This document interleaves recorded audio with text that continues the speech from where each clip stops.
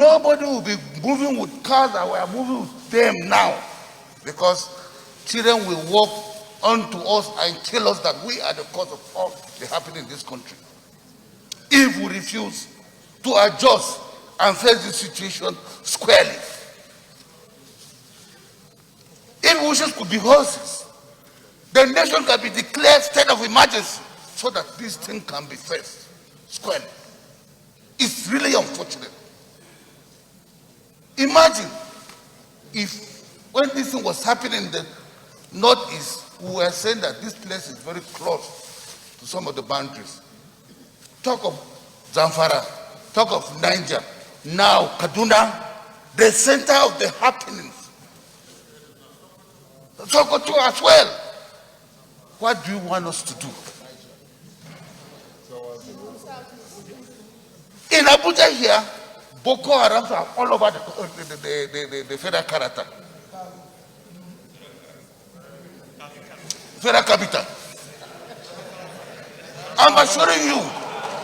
Go ahead. Go ahead. If care is not taken, we are all going to be consumed in this place. Sitting here pretending to say that we are the people of the country, until when one of us is killed, before we will know precisely what is the problem on ground. Our relations, our people cannot sleep. Every day killings here, killings there, killing over there. Kidnapping, raping. What do we do? And the funny thing about us Nigerians, we will sit there and make a lot of noise. At the end of the day, nothing can be done. Very good in executing, there we can talk and all that, and nothing will be done by Nigerians. Why must it be so? And when we are trying to take decision, we expose all our plans for the body to know what we are planning to do. For God's sake, why should Nigeria be in that form? They come to borrow us to go and fight outside foreign countries. But in our country, we cannot do anything. Should we continue in this way? The Senate President, you are number 3 in this country. If other people cannot function, go and take over, we support you. If you call for impeachment now, they'll be looking for you. Who is that person that called for the impeachment? Whether it is good or not, they wouldn't know what you are saying. Not knowing that you are saying the mind of your people. So time has come. If you don't move forward, we shall not follow. If you move forward, we shall follow and do the right thing as when you. We beg of you, take decision and advise us accordingly. I will not open my mouth to say we are going to impeach, but you know the reason. Thank you. Bye-bye.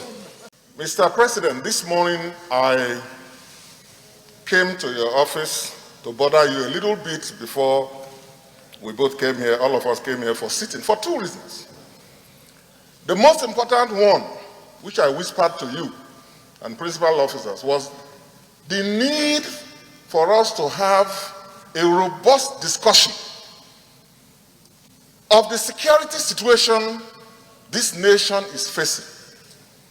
And I wanted to suggest not only this, I didn't know my dear colleague was going to raise this motion at that time, but I also wanted to request you and the leadership for us to have a robust executive session to harmonize the various positions and resolutions and agreements that this Senate had taken even before some of us joined. We were following what was going on.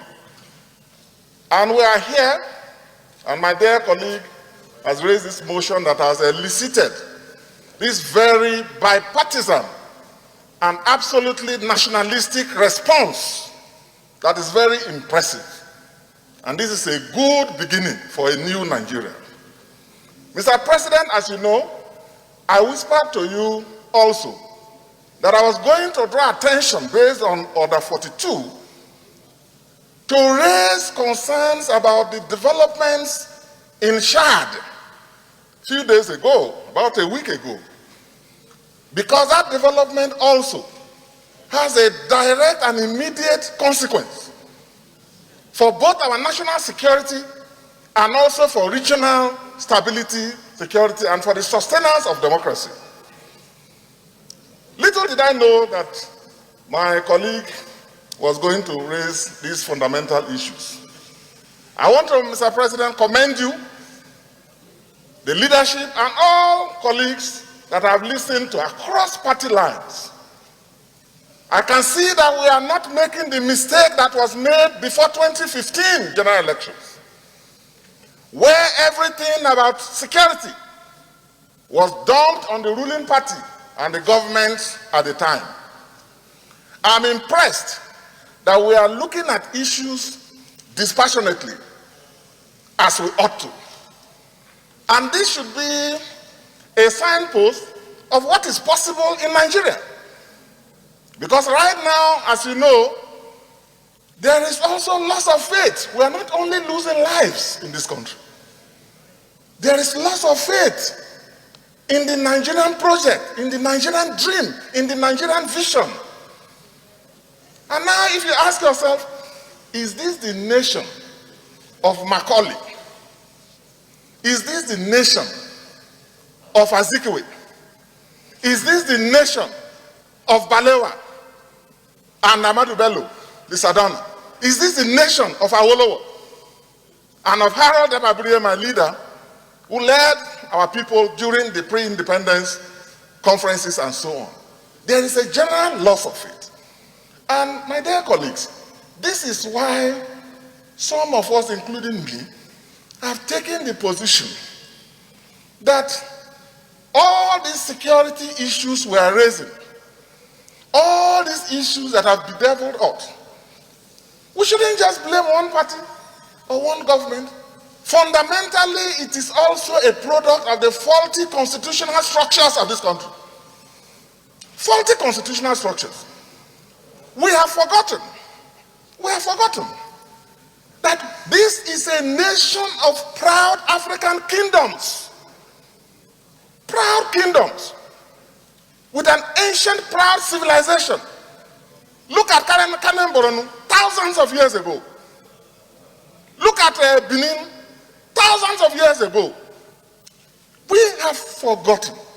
The founding fathers of our nation knew this. They knew this. They went for a constitutional arrangement that suited our peculiarities. And we should not forget the wise counsel of Ahmadu Bello, Sir Ahmadu Bello. May God bless his soul. When he told his contemporaries, he said, gentlemen, we are building a new Nigeria. Let us not forget our differences. Let us not forget our differences. Let's remember our history and our circumstances. Yet, craft a nation bearing that in mind. But the military gentlemen came. Most of our leaders who knew our people, they lost their lives. The systems that were put in place were discarded. And today, you have a government system that is federal only in name.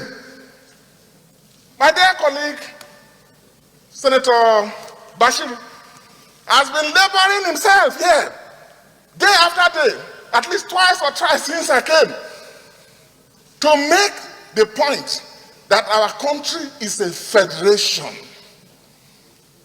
So, among the various decisions that we will take will be a return, my dear colleagues, to the essential founding principles of our country. Now you have a situation where governors are only governors in name as far as security is concerned. I watched my younger brother, the governor of Niger State, when he was lamenting. He has no control over security. It is not that the federal system, the security system, is deliberately refusing. I don't think we should draw that conclusion. But what has become apparent is that they are structurally incompetent, incapable. How can one man sit down in an office in Abuja and police our diverse nation, a nation of over 200 million people, and still counting? So, Mr. President, we are about to lose the Nigerian dream, and we should not let that happen. Some of us, and we have told everybody, including those who are pushing for going different ways, that that is not the solution. The challenge is a challenge of leadership. Everyone must rise to the occasion. Mr. President, who is leader of the nation, should rise and take leadership. Take leadership and do what he has to do, including leading in the area of fundamental constitutional reforms. Where he fails, this chamber, working in conjunction with our counterparts in the House of Reps, we can give this nation a new direction. Let me add that I'm very impressed by the quality of minds that are in this chamber, and I'm privileged, sir, to also serve on your other committee on constitutional amendment. And in the meetings I've attended so far, I'm pleased with the quality of members there. Patriotic Nigerians from across the length and breadth of this great nation. And I believe that, guided by these fundamental ideas of unity, based on equality of citizenship, justice and fairness to one and to all, a nation that belongs to all, not a few, not to anyone, but a nation that we can build that will stand up to the dreams and aspirations of the founding fathers. As the largest African nation that can stand up and portray what is best for the black man. That dream is now under threat. And so I want to end, Mr. President, by thanking all of us and to say we should continue in this way, but also that beyond this, let us move to solution. Solution being sitting down robustly with an open mind.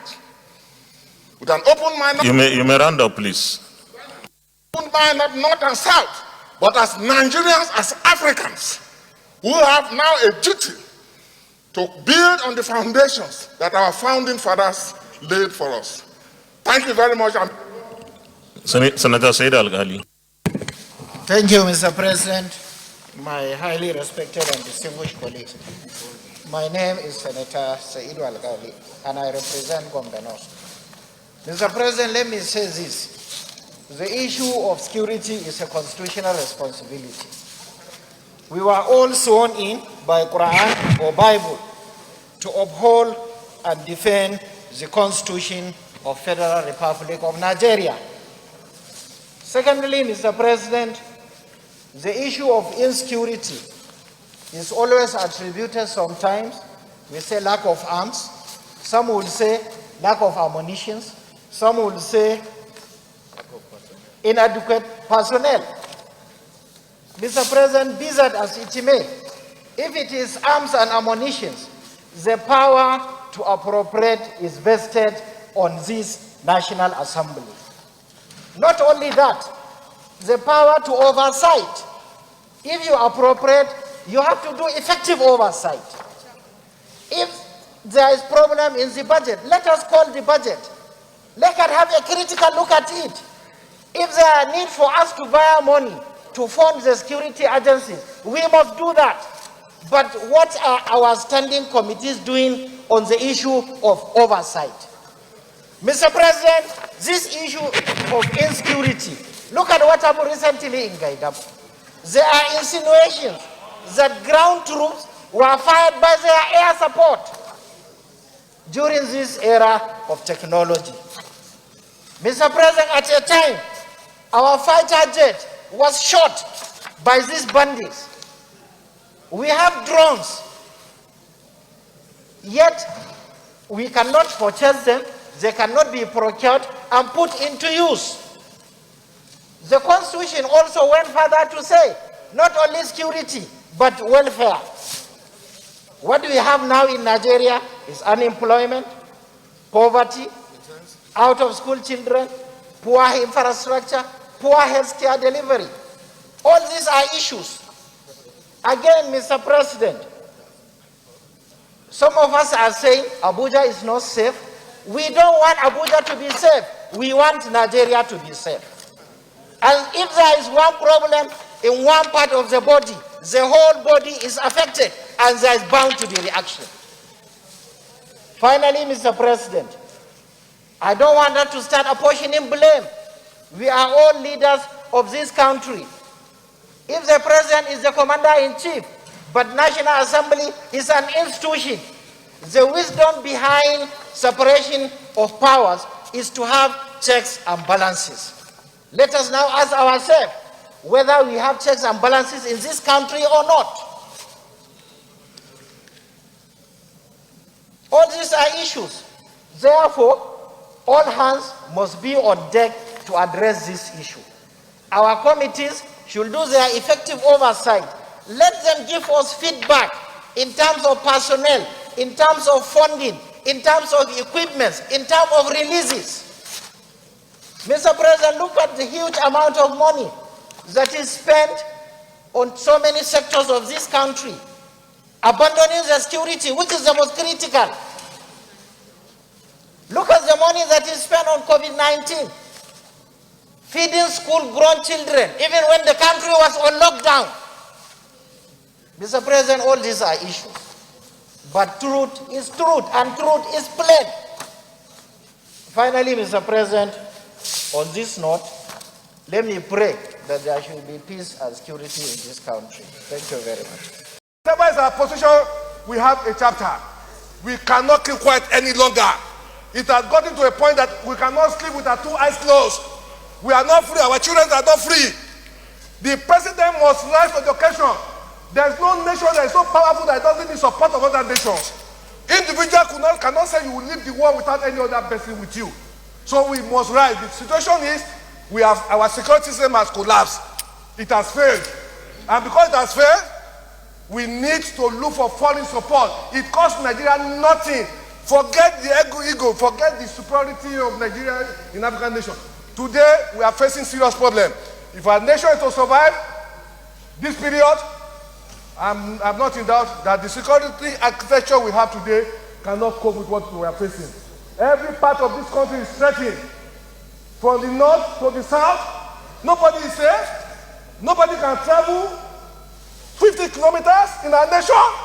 I feel like shedding tears for a country that we grew up, where nobody harass you when you travel from Lagos to Maiduguri. I done it in time past. Today, I cannot travel from here to Kaduna to Niger State where I was born. The president must know that this is a bad time for our nation. We must look for foreign support to save this nation. This is my position, Mr. President. We must rise to it. They are killing people in the east, in the west, in the south, in the north. We should shut down the National Assembly. Let's shut down. If we cannot save this country, we stay in our homes. Our country is bleeding. People are in poverty. There's no food. People are hungry. Insecurity is threatening us. We cannot pretend. It's better we are not here than to not see that here people are dying. Every day Nigerians are dying. We must rise to the occasion. And so means, Mr. President,